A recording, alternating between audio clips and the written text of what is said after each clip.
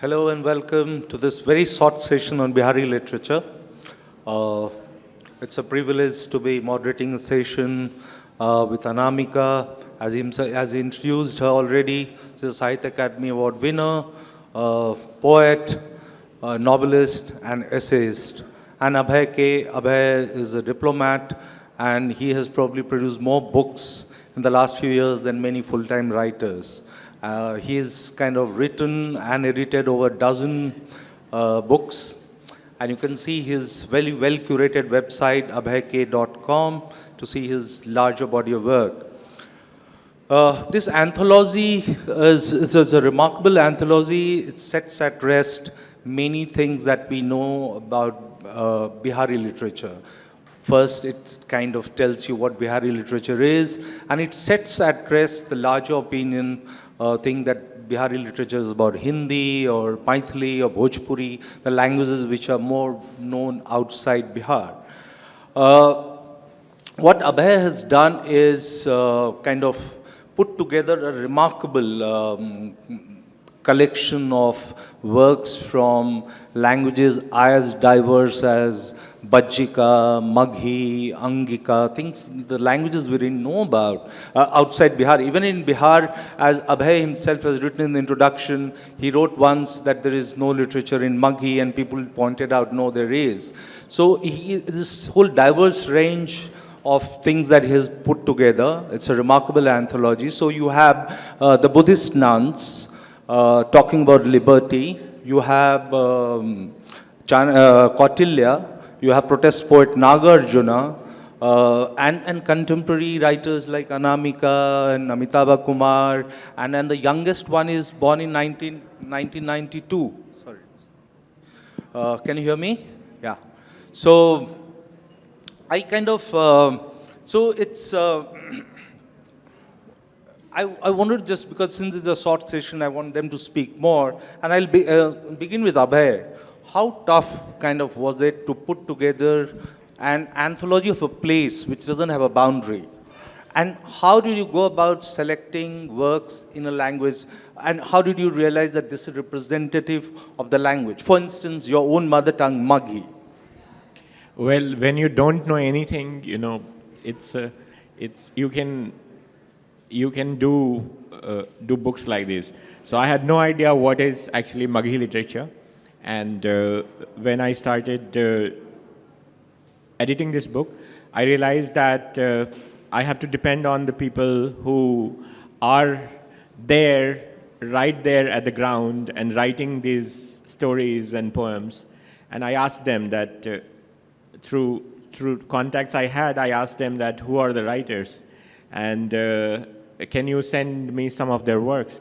And I started reading them, and only criteria was that I had to really like them. You know, they had these stories or poems had to really touch my heart, and this is how through various writers, it's like a crowd-sourced book. Yeah. And through my contacts in Bihar, I mean, I've not been to Bihar in past 3 years actually, and the whole book was done actually in a country called Madagascar, and where I was posted, and it was through some authors, of course, I knew, like Anamika ji, I knew, and I was sure that I had to include a poem which is about Bihar. Yeah. Also, one criteria was to include the works which talk about Bihar, or Biharis in some way. Okay. Anamika, coming to you, teach English, you write in Hindi.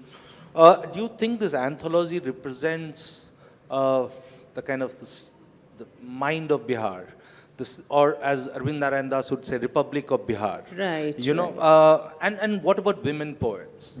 I kind of counted, there are 10 out of 63 poets are women, right from Buddhist nuns like Muta and Sumangal Mata to you and even younger poets.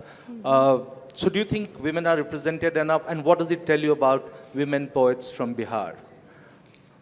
Well, of course it offers it's like, 5 rivers flowing together, like the 5 bhashas, lok bhashas, collecting all kinds of local herbs.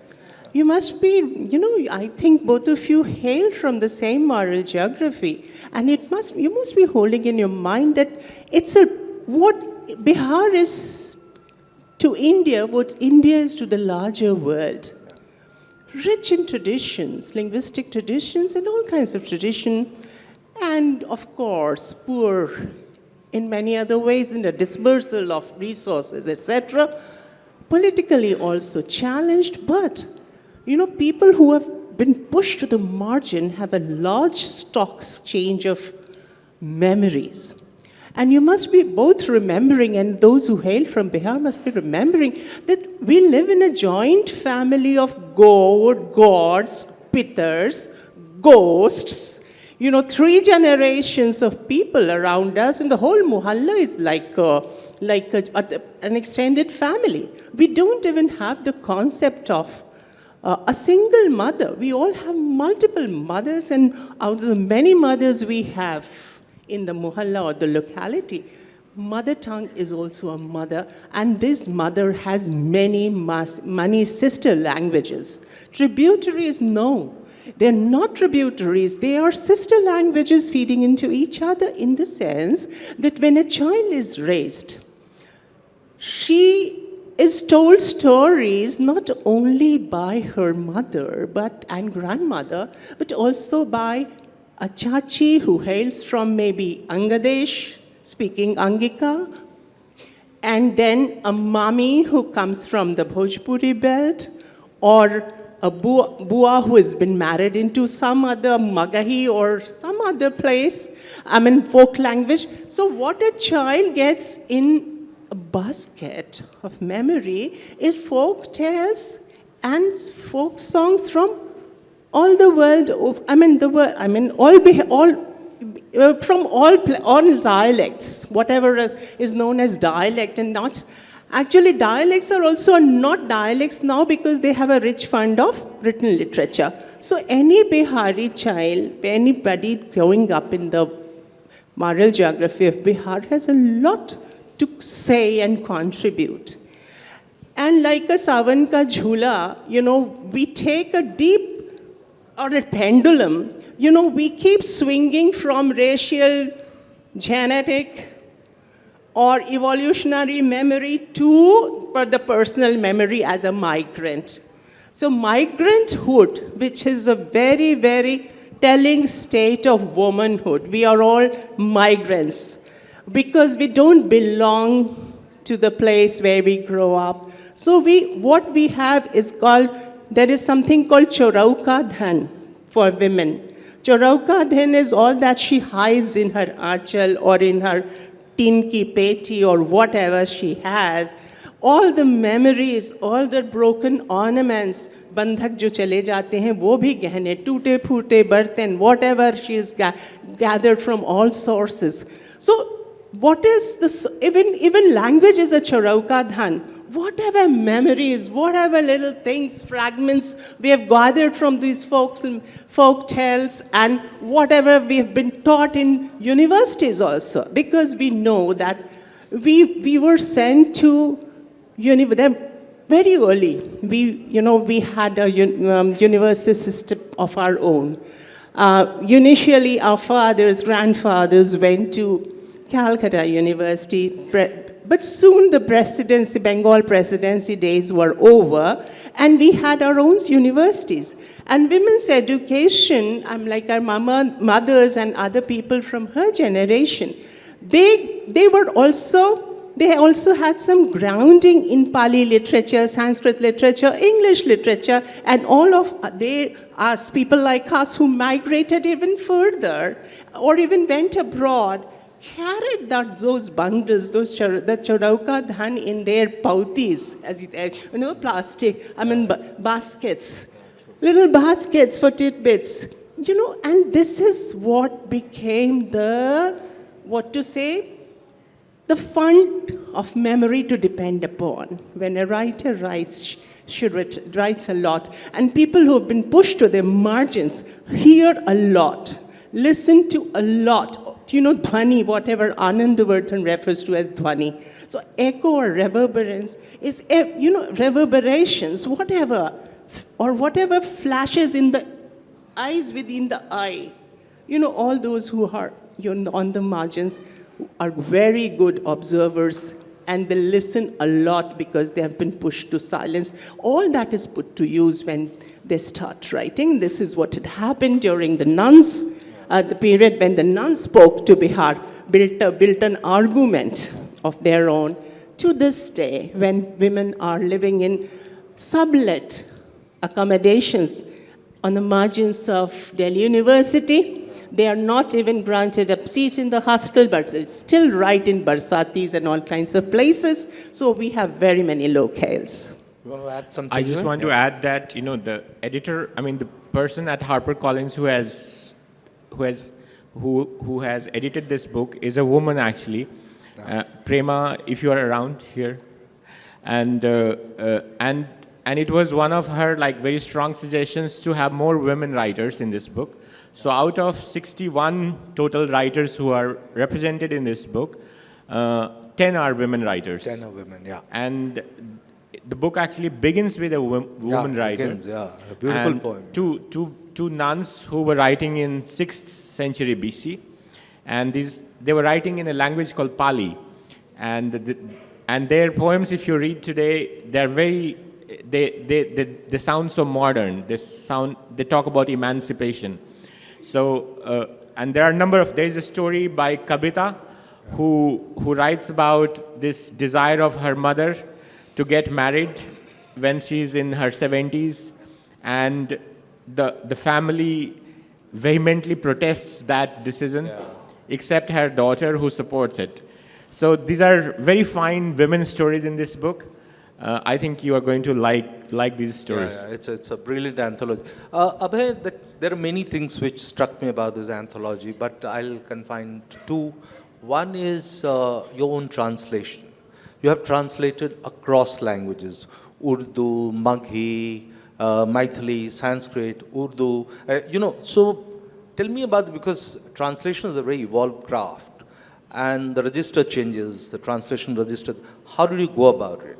Second thing is inclusion of Hira Dome, late 19th century poet who wrote this, which is, you have translated that poem, Achut Ki Sikayat. It's a brilliant poem, and getting Hira Dome itself, because he got published in, I think, Saraswati from Allahabad.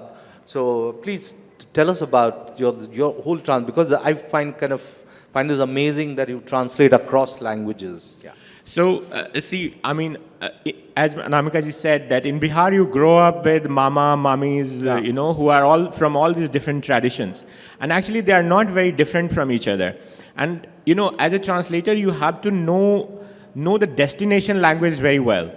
Of course, you should know the source language, but what you should be more proficient is in the destination language. So translating from Maghi, which is my mother tongue, or Bhojpuri, or from Pali, or it's not been a difficult thing for me. I know many other languages, foreign languages. So somehow I can figure out the roots of the words and the context in which they are being said, and that comes out in translations. But also I would like to say that the book also introduces you to the very first Indian writer in English. He was from Patna, and there's an excerpt of his memoir in this book.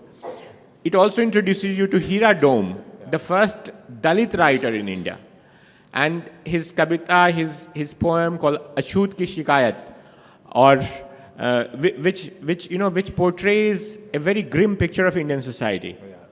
And at one point of time, we had discussions that whether, because the accusations are so blunt and so stark, that should this poem be included in the book. Okay. So, but I think we did well to include this poem. Yeah, but the tone is very mild. It's hard hitting. Yeah, it's hard hitting, but tone is mild. You retain the tone, yeah, because it's a complex thing. It's a beautiful translation. I've read it in Hindi, and it's a very, very good translation. And Amika, coming to you, you have many works which are with the background of Bihar, why Amrapali?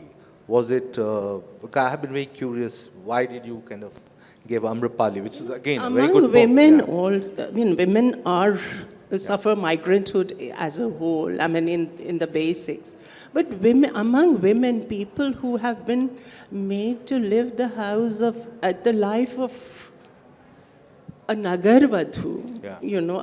Among women, they are the worst sufferers. Even among women have been suffering all through. But even among women, Dalit women and women who are made to love people, who are asked to make love to people whom they don't really love. Yeah. This is a great challenge.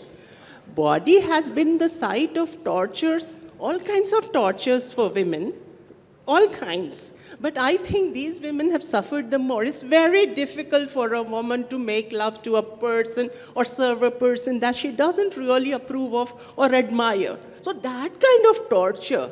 And every woman is actually an Amrapali in the sense that she is in quest of a Buddha in you, in him. Every man that a woman meets, so looking for a Buddha element in him. So Amrapali is also a metaphor of the woman's quest for the ideal person who doesn't reduce her to just a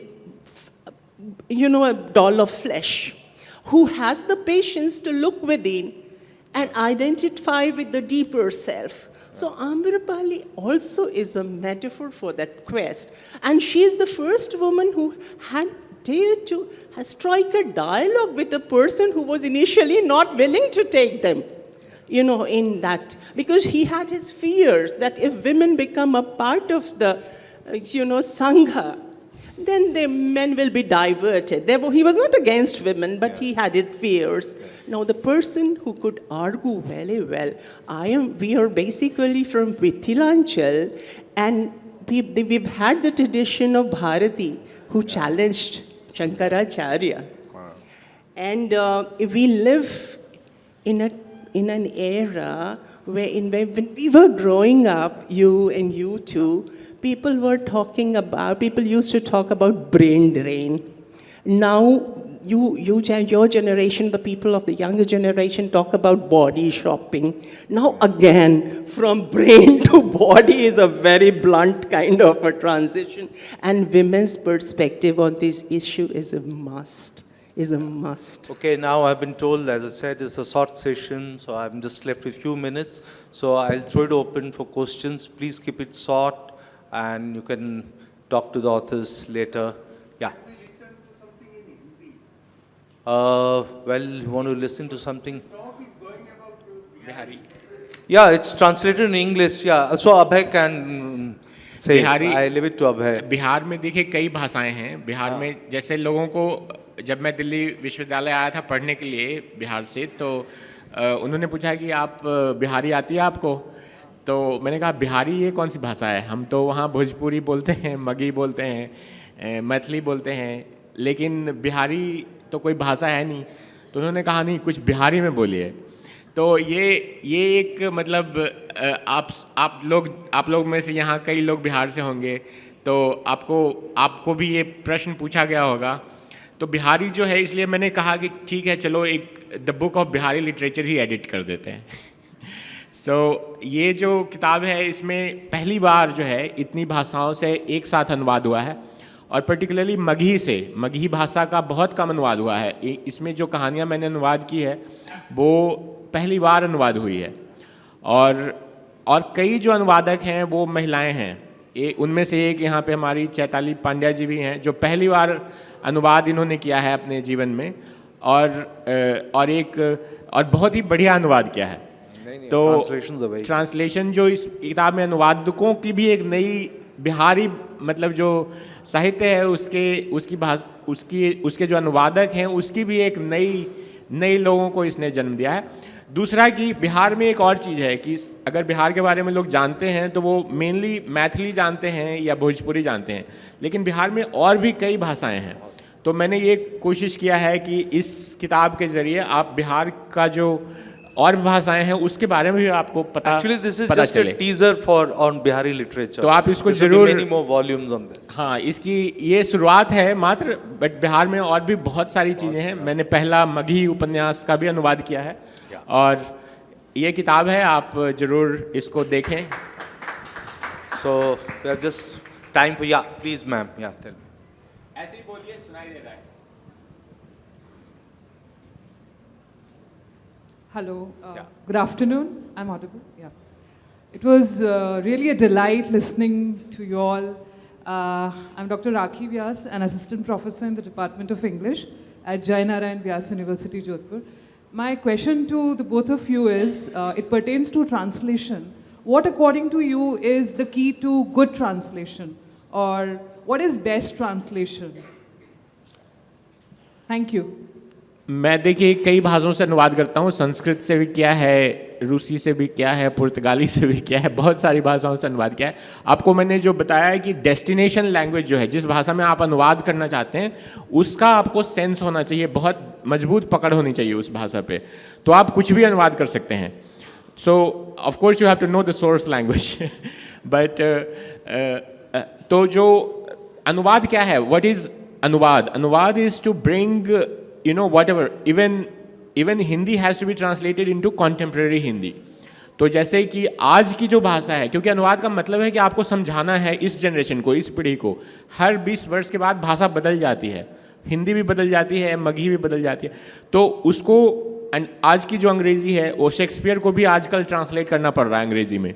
So this is the sense of good translation, that it should be able to communicate exactly to the current generation. जो readers हैं उन तक जो चीज़ें हैं वो पहुंच जानी चाहिए। अनामिका जी और Anamika, you want to add something? Retention politics, because you teach literature, you know about it already, that there is a politics of retention, to retain the flavor. मैं आस्वाद, वही आस्वाद भाषा का बना रहे, इसके लिए थोड़ा थोड़ा वो छौंक नहीं, एक तरह से अस्तर लगा देते हैं अपनी भाषा का भी। ये जो वेनुती वगैरह हैं वो कहते हैं कि ट्रांसलेशन की तरह थोड़ा थोड़ा ब्रेक देना, जैसे गाड़ी चलाते हुए ब्रेक लगाते हैं ना, वैसे थोड़ा थोड़ा ब्रेक लगाना चाहिए। और पहले जैसे चरणों में बैठा देते थे मतलब भारतीय शब्दों को एकदम से फुटनोट देकर, वैसे नहीं लगा के जैसे अंग्रेज़ी वाले फ्रेंच को उसी प्रवाह में दे देते हैं, वैसे ही रिटेंशन की पॉलिटिक्स पूरी की पूरी है, आपको पता ही है।